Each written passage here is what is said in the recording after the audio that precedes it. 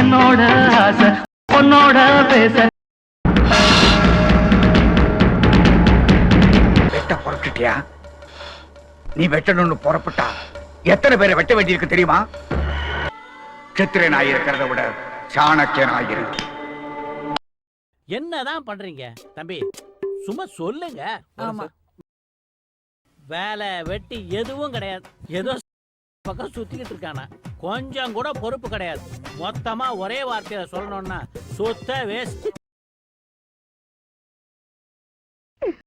வருஷத்துக்கு முன்னாலே சொன்னா இன்னைக்கு நாள் பிறக்கிற வேண்டாம். நான் தான் கேட்கல. இப்ப பாரு அதே மாதிரி மாட்டிடுச்சு.